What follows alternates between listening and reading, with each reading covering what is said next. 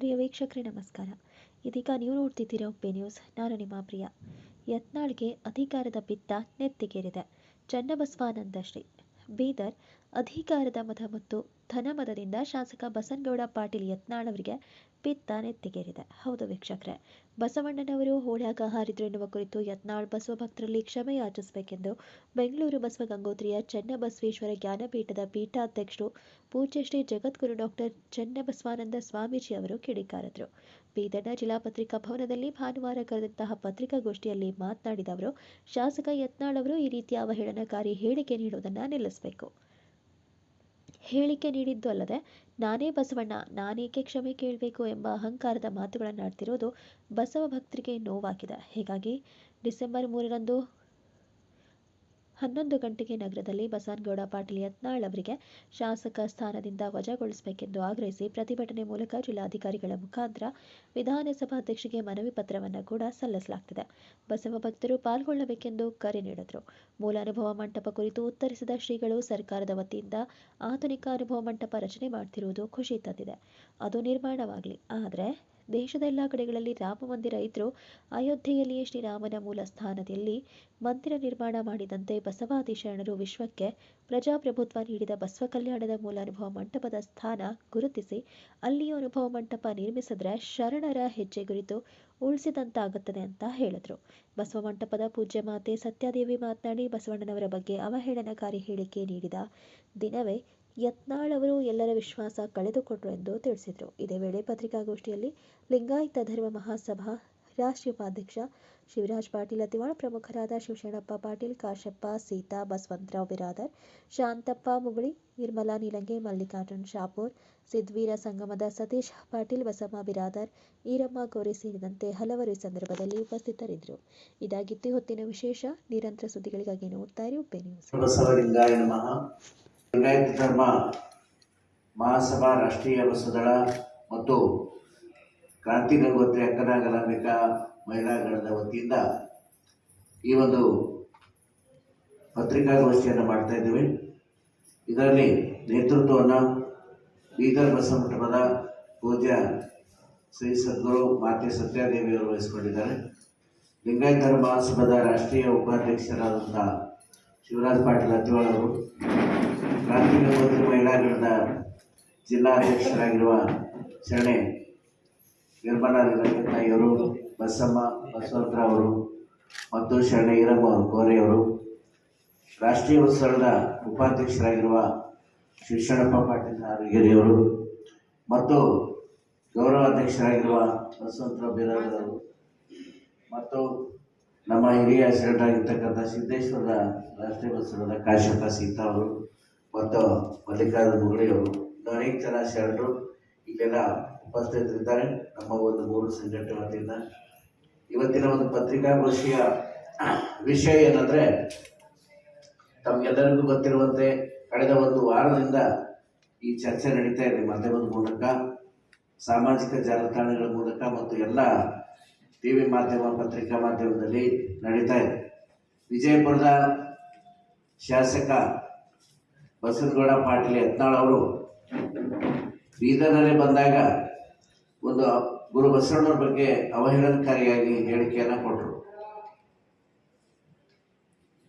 ಅವರು ವಕ್ಫನ ಒಂದು ವಿರುದ್ಧ ಹೋರಾಟ ಮಾಡಲಿಕ್ಕಾಗಿ ಬಂದು ನಮ್ಮ ಭೂಮಿ ನಮ್ಮ ಹಕ್ಕು ಅನ್ನುವಂಥ ಟೈಟಲ್ ಇಟ್ಕೊಂಡು ಬಂದು ವಿಷಾಂತರ ಮಾಡಿ ಅಲ್ಲಿ ನಮ್ಮ ಧರ್ಮಗುರುವಿಗೆ, ಕರ್ನಾಟಕದ ಕುಲಪುರುಷ, ಸಾಂಸ್ಕೃತಿಕ ನಾಯಕ, ಮನುಕುಲದ ಸಾಂಸ್ಕೃತಿಕ ನಾಯಕರಾಗಿರ್ತಕ್ಕಂತಹ ಗುರು ಬಸವಣ್ಣವ್ರ ಬಗ್ಗೆ ಅವಹೇಳನಕಾರಿಯಾಗಿ ಮಾತಾಡಿದರು. ಜನರನ್ನು ಸಂಬೋಧಿಸಿ ಮಾತಾಡ್ತಾ, ನೀವೆಲ್ಲ ಮನೆ ಬಿಟ್ಟು ಹೋರಾಟ ಮಾಡ್ಲಿಕ್ಕೆ ಬರದೇ ಇದ್ರೆ, ಮುಸ್ಲಿಮರ ವಿರುದ್ಧ ಹೋರಾಟ ಮಾಡ್ಲಿಕ್ಕೆ ಬರದೇ ಇದ್ರೆ ನಿಮ್ಗೆ 2 ಆಪ್ಷನ್ಗಳು ಅಂತ ಹೇಳ್ತಾರೆ. ನಾವು ವಿಡಿಯೋ ಕೇಳಿದ್ದೀನಿ, ಅವ್ರದ್ದು ನೋಡಿದ್ದೀನಿ. ಒಂದು, ಬಸವಣ್ಣವರಂಗೆ ಹೊಳೆ ಹಾರಿ ಸಾಯ್ಬೇಕು, ಹೊಳೆ ಹಾರಬೇಕು, ಹೊಳೆ ಜಿಗಿಬೇಕು, ಇಲ್ಲಾಂದ್ರೆ ಈಗ ಕೈ ಮಾಡಿದ್ದಾರೆ ಮುಸ್ಲಿಮರಾಗಬೇಕು ಅಂಥೇಳಿ ಸಂಘ ತೋರಿದ್ದಾರೆ. ಇದು ಬಹಳ ಪ್ರಜಾಪ್ರಭುತ್ವಕ್ಕೊಂದು ಅಪಾಯಕಾರಿ. ಮೊದಲನೇದಾಗಿ ಮೊಟ್ಟ ಮೊದಲು ಪ್ರಜಾಪ್ರಭುತ್ವವನ್ನು ಸ್ಥಾಪನೆ ಮಾಡಿರ್ತಕ್ಕಂತಹ ಗುರು ಬಸವಣ್ಣನವರ ಬಗ್ಗೆ ಅವಹೇಳನಕಾರಿಯಾಗಿ ಅವರಿಗೆ ಮಾಹಿತಿ ಇಲ್ಲದೇ ಬಸವಣ್ಣವ್ರು ಯಾವ ರೀತಿಯಾಗಿ ಲಿಂಗೈಕ್ಯರಾದರು ಅಂತೇಳಿ ಗೊತ್ತಿಲ್ಲ. ಅವರು ಕೊನೆಯವರೆಗೂ ಲಿಂಗೈಕ್ಯ ಆಗೋವರೆಗೂ ತಮ್ಮ ರನ್ನಿಂಗ್ ಕಾಮೆಂಟ್ರಿ ಥರ ಅವರು ವಚನಗಳನ್ನು ಬರೆದಿದ್ದಾರೆ. ಭಕ್ತಿ ಎಂಬ ಪೃಥ್ವಿಯ ಮೇಲೆ ಗುರುವೆಂಬ ಬೀಜವನ್ನು ಕೊರಿಸಿ, ಲಿಂಗವೆಂಬ ಎಲೆಯಾಯಿತು, ವಿಚಾರವೆಂಬ ಹೂವಾಯಿತು, ಆಚಾರವೆಂಬ ಕಾಯಾಯಿತು, ನಿಷ್ಪತ್ತಿ ಎಂಬ ಹಣ್ಣಾಯಿತು. ನಿಷ್ಪತ್ತಿ ಎಂಬ ಹಣ್ಣು ತೊಟ್ಟು ಕಳಚಿ ಬೀಳುವಲ್ಲಿ ಆ ಸೃಷ್ಟಿಕರ್ತರಾದ ಪರಮಾತ್ಮ ಎತ್ತಿಕೊಂಡ ಅಂತ ತಿಳ್ಕೊಂಡು ಹೇಳ್ತಾರೆ. ನಿರಾಕಾರ ನಿರ್ಗುಣ ನಿರಂಜನಾದಂತಹ ಲಿಂಗದೇವ ನನಗೆ ಎತ್ತಿಕೊಂಡ ಅಂತ ತಿಳ್ಕೊಂಡು ಹೇಳ್ತಾರೆ. ಆ ವಚನಗಳ ಅಧ್ಯಯನವೇ ಇಲ್ಲ. ಅದನ್ನು ಬಿಟ್ಟು ಹೊಳೆ ಹಾರಿದ್ರು, ಬಸವಣ್ಣವರಾಗಿ ನೀವು ಹೊಳೆ ಹಾರಬೇಕಾಗ್ತದಂತ ಅಪಹಾಸ್ಯದ ಮಾತನಾಡಿದ್ದನ್ನು ನಾವು ತೀವ್ರವಾಗಿ ಖಂಡಿಸ್ತಾ ಇದ್ದೇವೆ. ಈಗಾಗಲೇ ಅನೇಕ ಜನ ಮಠಾಧೀಶರು, ಪೂಜ್ಯ ಮಾತಾಜಿಯವರು, ನಾವೆಲ್ಲರೂ ಕೂಡ ಅದಕ್ಕೆ ಖಂಡನೆಯನ್ನು ಕೊಟ್ಟಿದ್ದೀವಿ.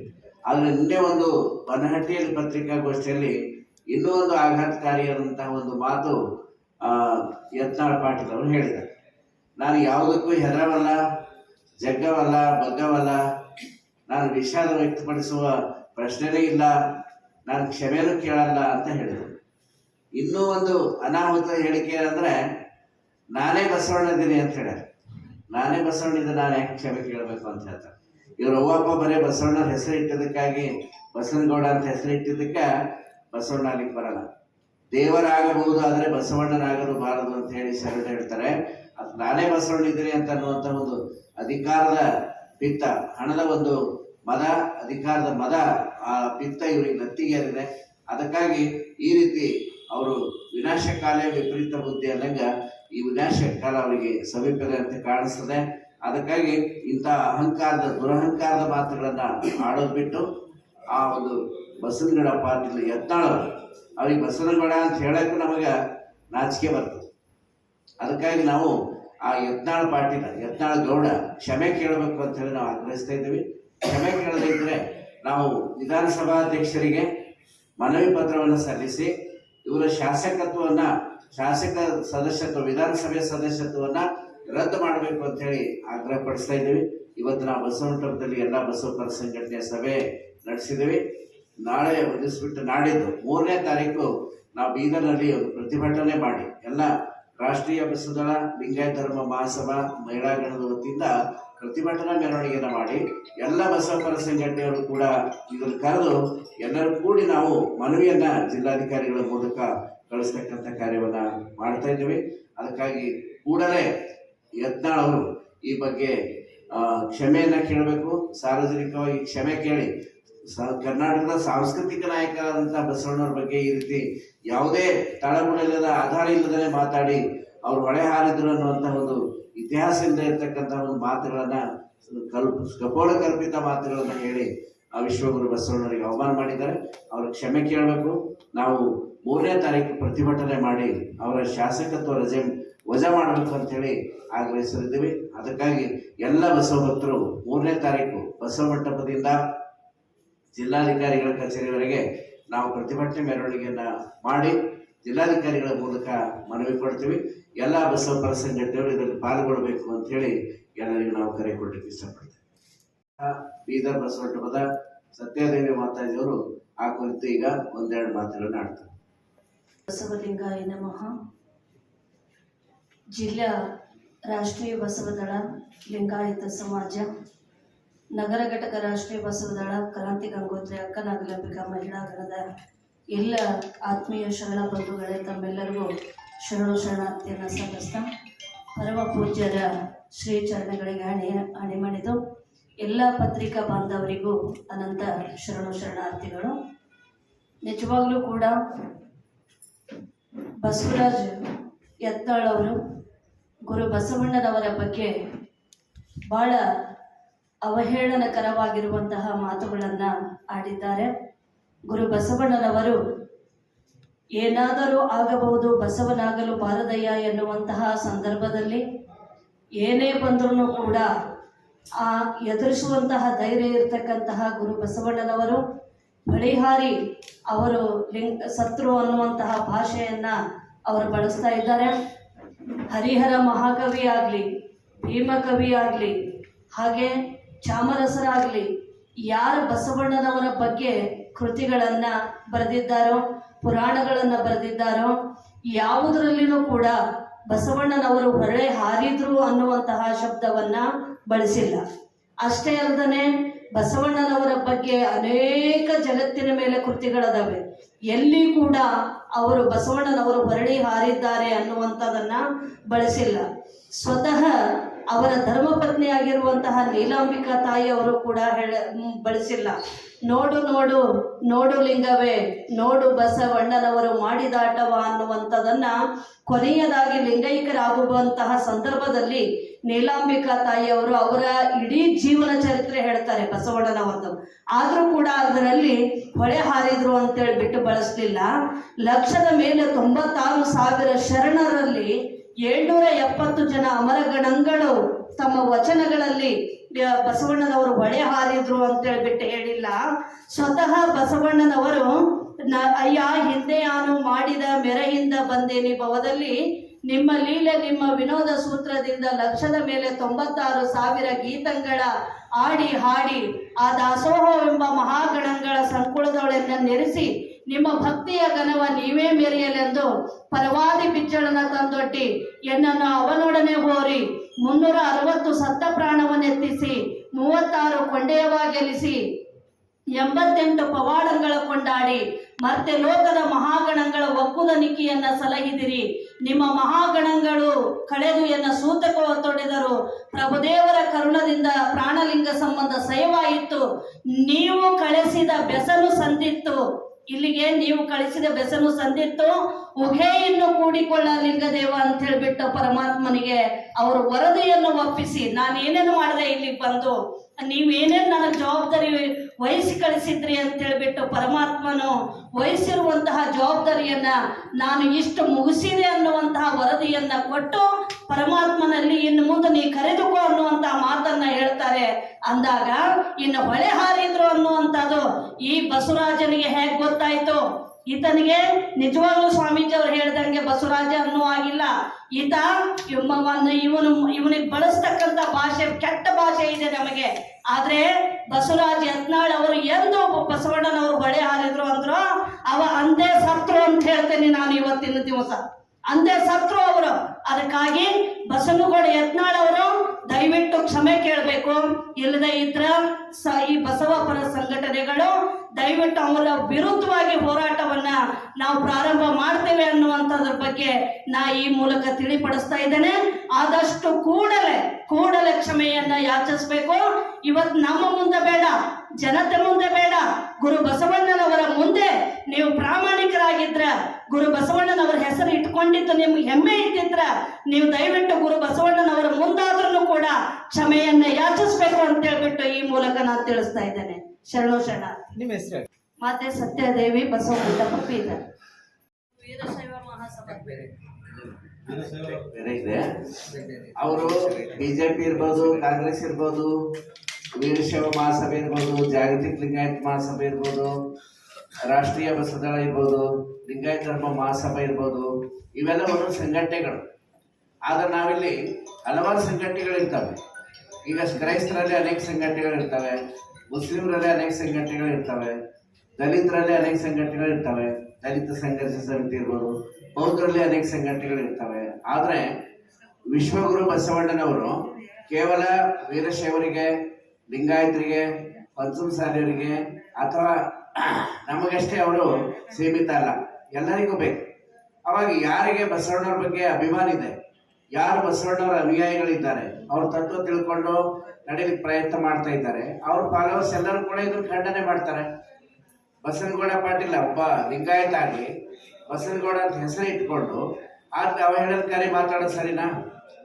ಯಡಿಯೂರಪ್ಪ ಇರ್ಬೋದು, ಈಶ್ವರ್ ಖಂಡ್ರೆ ಇರ್ಬೋದು, ಮತ್ತೊಬ್ರು ಯಾರು ಬಸವ ಭಕ್ತರು ಯಾರಿದ್ದಾರೆ ಎಲ್ಲರೂ ಖಂಡನೆ ಮಾಡ್ತಾರೆ.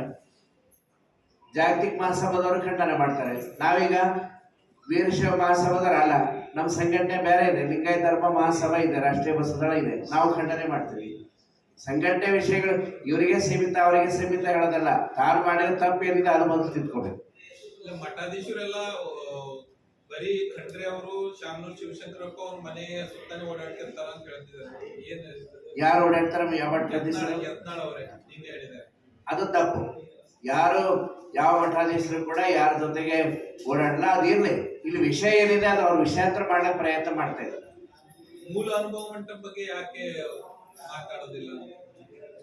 ಮಾಡ್ತಾ ಇದಾರಲ್ಲ ಬಗ್ಗೆ ಸರ್, ಈಗ ಮೂಲ ಅನುಭವ ಮಂಟಪದ ಸಲುವಾಗಿ ಸಂಬಂಧಪಟ್ಟಂಗ ಯತ್ನಾಳ್ ಅವರು ಪತ್ರ ಬರೆದಿದ್ದಾರೆ ಸರ್ ಕೇಂದ್ರ ಪ್ರವಾಸೋದ್ಯಮ ಮತ್ತು ಸಂಸ್ಕೃತಿ ಇಲಾಖೆ ಸಚಿವರಿಗೆ ಗಜೇಂದ್ರ ಸಿಂಗ್ ಅವರಿಗೆ. ಅಂದ್ರೆ ಮೂಲ ಅನುಭವ ಮಂಟಪ ವಾಪಸ್ ಪಡಿಬೇಕು ಸರ್ಕಾರ ಅನ್ನೋ ನೋಡ್ರಿ. ಒಂದು ವಿಷಯ ತಿಳ್ಕೊರಿ, ಇದು ಔಟ್ ಆಫ್ ಸಬ್ಜೆಕ್ಟ್ ಅದ, ಆದ್ರೂ ಕೂಡ ಹೇಳ್ತೀವಿ. ನಾವು ಇದೇ ಮೂಲ ಅನುಭವ ಮಂಟಪ ಅಂತ ಹೇಳಕ್ ನಮಗೂ ಅಧಿಕಾರ ಇಲ್ಲ, ಇದೇ ಮೂಲ ಅನುಭವ ಮಂಟಪ ಅಂತ ಹೇಳಕ್ಕೆ ಯಾರಿಗೂ ಅಧಿಕಾರ ಇಲ್ಲ. ನಮ್ಮ ಒಂದು ಅಭಿಪ್ರಾಯ ಏನಂದ್ರೆ, ಇವರು ಅನುಭವ ಮಂಟಪದ ವಿಷಯನೇ ತಗೊಂಡು ರಾಜಕಾರಣ ಮಾಡಬಾರ್ದು ಏನ್ರಿ. ಇದು ಬಿಜೆಪಿ ದರ ಅನುಭವ ಮಂಟಪ, ಕಾಂಗ್ರೆಸ್ ಅನುಭವ ಮಂಟಪ ಮುಂದೆ ಯಾರು ಮಾಡಿದ್ರೆ ಅದಕ್ಕೆ ನಾವು ಹೇಳ್ತೇವೆ ಮೂಲ ಅನುಭವ ಮಂಟಪ ಸಿಕ್ಕಿಲ್ಲ. ಮೀರ್ ಪಾಷಾ ಬಂಗ್ಲೆ ಮೂಲ ಅನುಭವ ಮಂಟಪ ಅಂತೇಳಿ ಒಂದು ಅಭಿಪ್ರಾಯ ಇದೆ 12ನೇ ಶತಮಾನದಿಂದ.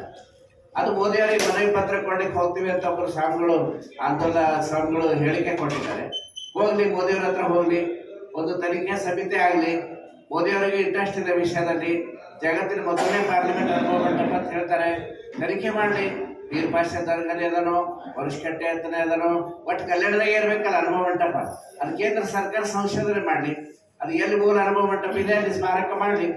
ಈ ಕಟ್ತಾ ಇರೋದಂತೂ ಮೂಲ ಅನುಭವ ಮಂಟಪ ಅಲ್ವಲ್ಲ, ಇದು ಆಧುನಿಕ ಅನುಭವ ಮಂಟಪ.